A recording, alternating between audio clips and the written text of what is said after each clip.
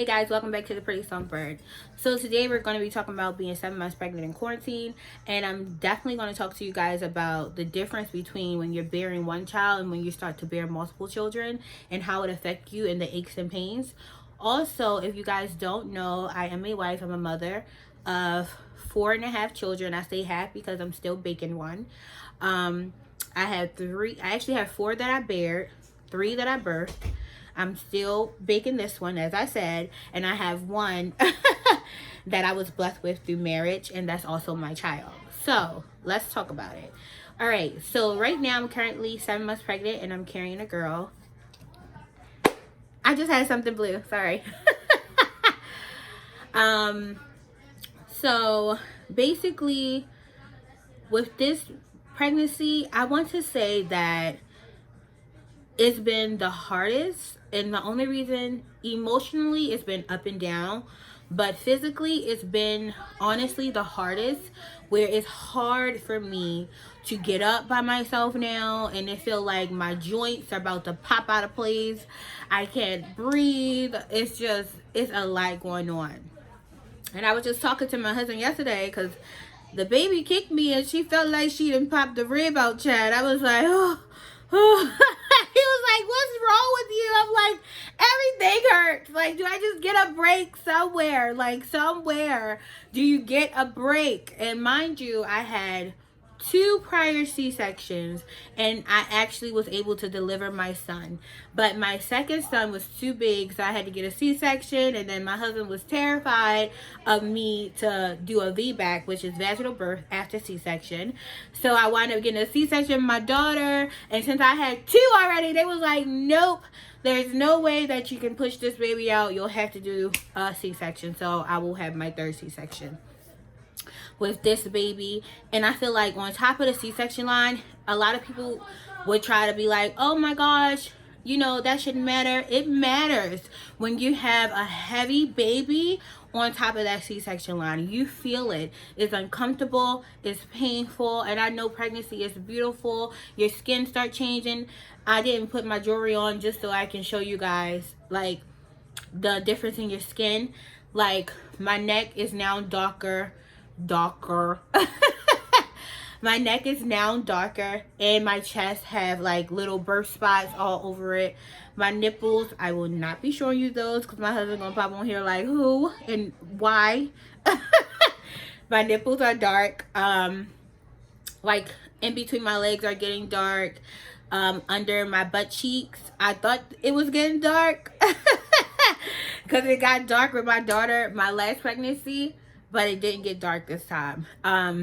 Just like in between my thighs got dark. Okay, so let's talk about the Braxton Hicks contractions, because now you're in your 3rd trimester. So the Braxton Hicks contractions, listen. Those contractions, when they hit you on your side, you can kind of bear them a little bit. But when they hit you in your butt, sis, you're about to be on the floor. Listen, I was literally hopping out of my seat like, listen. My daughter had a little get-together. You know, we all quarantined, so it was a immediate family. My daughter had a little get-together. It was a couple of us. And they were playing music, and my daughter was dropping it like it was hot, Chad, and she was like, pop, pop, pop, you know, doing her little ballerina dance. And I'm laughing at my brother-in-law because my husband told my daughter told my husband that she wanted to dance. So my daughter, she went and she decided, hey, she gonna go dance, Chad. And then she got on the floor and she started, listen, she took off. She started popping, dropping, locking. She went off. So I'm laughing at my brother-in-law because my brother-in-law was like, you told her to dance and she took the fuck off. And I'm like, listen, I was cracking up. So in the midst of me laughing, I guess I was laughing so hard I caused my own contractions, and they shot me right in the ass. Listen, I was fucking through. I had to buy my seat like, my mother-in-law looked at me like, what's wrong? And I'm like, listen, this is painful. It is extremely painful. Okay, Braxton Hicks just hit you all kinds of ways. So let's talk about the restless leg. Okay, let's move into that. Now, I try to like tell you guys what's going on and give you a little bit of my experience that I be dealing with, like with the restless legs. I try to give you guys a little bit of my experience of what I be feeling, not just letting you know like what it is, but actually let you know what it is and sometimes how it can hit you and how it can hit you in random places and you're just like, what do you do? So let me tell you again. So I was laying in bed with my husband and I was only laying there. I think I was laying there for like 30 minutes and my leg just was like sleep. And they were like so damn restless. And I tried to get up to pee chat. I was not moving. And on top of that, my hips were hurting. Like the hip pain that you get. Like I just was not moving. So my husband had to literally help me out the bed. Help me get my legs together so I can go and pee. And that's another thing. The leg cramps. They hit you at the worst time, and most of the time when it hits you, you're sleeping. It's the middle of the night, and you jump up out your sleep screaming because your fucking leg is, oh, the pain, listen. Because your fucking leg is like aching, and it's like, I don't know, if you haven't ever had like a muscle spasm, that's exactly what it feels like, and it's in your calf.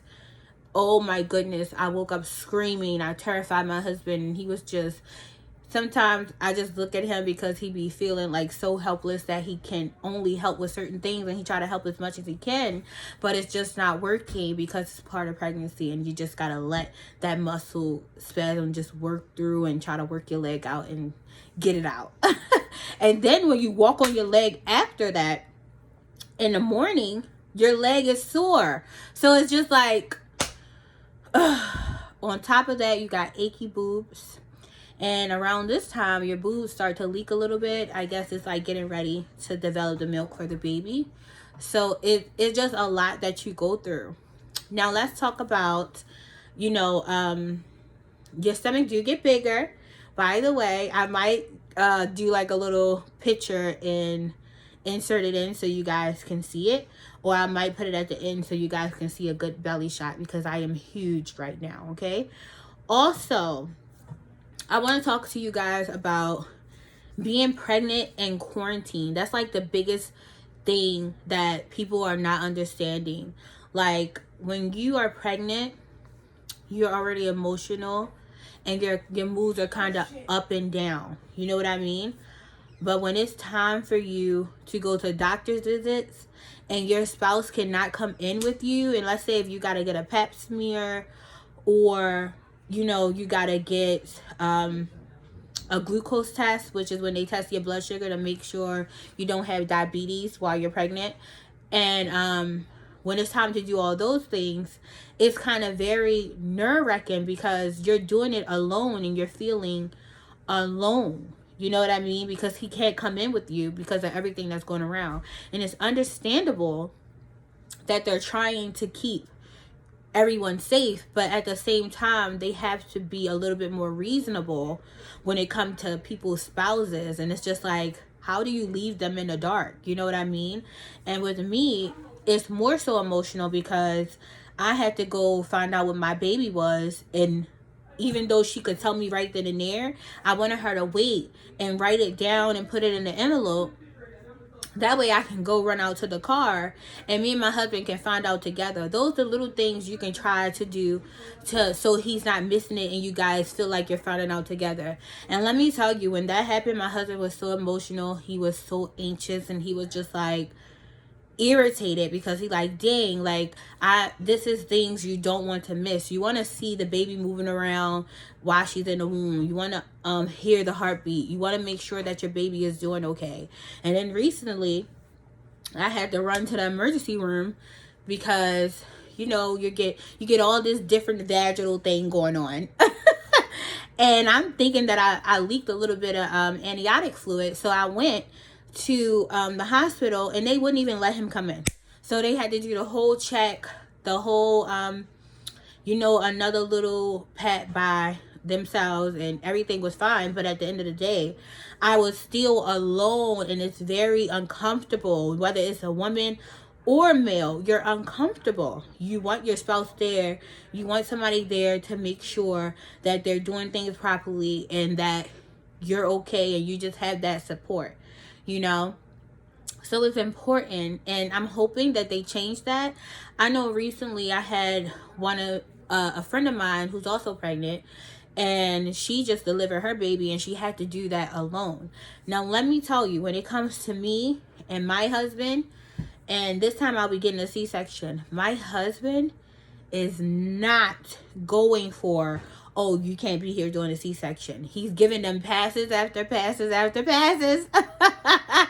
But when it's time to deliver this baby, I promise you, and I will update you guys throughout the pregnancy, I promise you, my husband will be in there, honey. He's not missing the birth of his child. I'm not letting him miss the birth of his child, and he's not letting himself miss the birth of his child. So they're going to have to figure that out, especially during a C-section. No, absolutely the fuck not. He needs to be in there. Let's start there. But anyway, being pregnant in quarantine it's just not a thing. And then, you know, around these times, you want to walk a little bit more, get a little bit more exercise, get your bone moving because you're so stiff already. You're just like, let me walk around, let me move around a little bit. You can't even do that. You can't even do that because you got a mask and you're breathing in hot air. No matter what mask you get, you're breathing in hot air. It's hot. It's exhausting, especially when you're pregnant and you're already out of breath and you're breathing in hot air. And for me, I have asthma. So me breathing in hot air, not a thing, chat. It's not a thing. I'm not a fan. It's just not happening. So walking for me is like bare minimum to none. To none. And then on top of that, being in a medical field, trying to go to work when you got all of this going on, it's just like, no. So I personally been quarantined and I've been home since the whole pandemic was like all over the place. My husband kind of just was like, no, absolutely not. You need to stay home. And I've been just home being pregnant. So I think I hit all the points with the whole pregnancy and quarantine thing, with just not having somebody there as your support system to be there. But I look forward to them telling my husband that he can't come in and see the birth of his baby because I already know that it's not happening. Like, I know it's not happening. So I wound up talking, I think I texted my doctor on my chart and asked her, like, what are they going to do about that? And she was like, that's not going to be a problem. They're letting spouses in. I was like, oh, because the way mine is set up, he will fuck that whole building up. They'll probably ban us from the hospital. Gotta deliver your baby elsewhere because you're not delivering it here with that crazy ass man. But anyway, so I think I hit all the points. Besides, did I say anything about stretch marks? I didn't get stretch marks, like dark ones, all my pregnancies. But this one, I seen like a couple dark ones that I can count on my hand. I'm just hoping that it don't be more on my stomach, okay? But if I get the tiger stripes, like I said, pregnancy is beautiful, so I'm going to work with it, Chad, because my tiger stripes came from the battlefield of delivering a baby. So that's just what it is. Okay, if I did not hit the baby kicks, I think I talked about the baby kicks, did I? And that's another thing. You got baby brain, you forget every fucking thing. But if I did not talk about the baby kicks, they are strong as hell. Yep, I did talk about it. Because I remember saying it felt like she almost kicked my damn ribs out of place. But anyway, that's the end of that. So, pregnancy and quarantine is not a thing. Being in a house and pregnant is not a thing. Not being able to walk because you got them hot ass masks on is not a thing. The hip pain, the restless legs is not a thing. But at the same time, pregnancy is beautiful. It's all a process. And at the end of the day, you get a beautiful, healthy baby in the end. So the whole time that I'm pregnant and I go through these things, I be mindful, like, to relax through the process because it's so beautiful. And then, you know, I remember being in pain with my daughter. But when that little girl popped out, it's like you forget about all of it.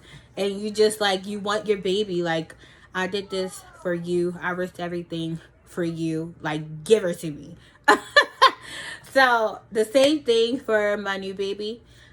I'm just excited to see her and just bond with her.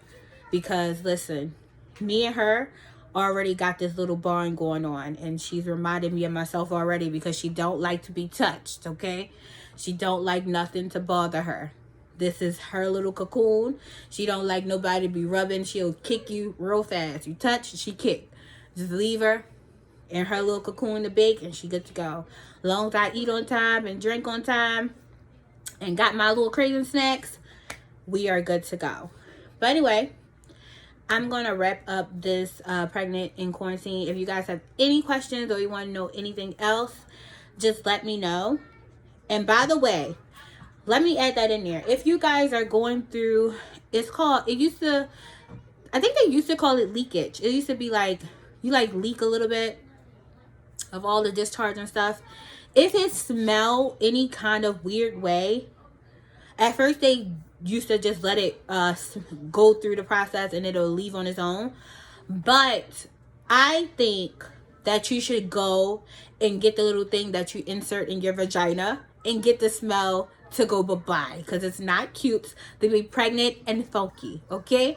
So I went, because I had my leakage too, and I got mine, and you get your coochie back together, okay? You're already going to be going through swollen coochie pops and all kinds of discharge. You don't need no smells, so get your life. But other than that, I think I hit all the points at this point. And I hope you guys, if you are pregnant, I hope you guys are feeling well. And keep your emotional spirits up by reading, writing, listening to music, and doing things that make you happy. You know, if I feel like I just been in the bed too long, I will get up and go play in makeup. Literally, this face is about to be taken off because I'm not going no place but back in my bed with my husband. So, but at the end of the day, doing makeup makes me happy. So do what makes you happy, whether it's singing, music, writing, etc. Do whatever makes you happy while you're pregnant. And make sure that your spouses are giving you everything you want, because you have the right to be emotional, because you're in the house, you're bored out your fucking mind, and you're in pain, and you're hungry. So if you want it, you have the right to be a big ass baby and let them know that you said what you said. But other than that, thank you guys for tuning into the Pretty Songbird, and I'll catch you later.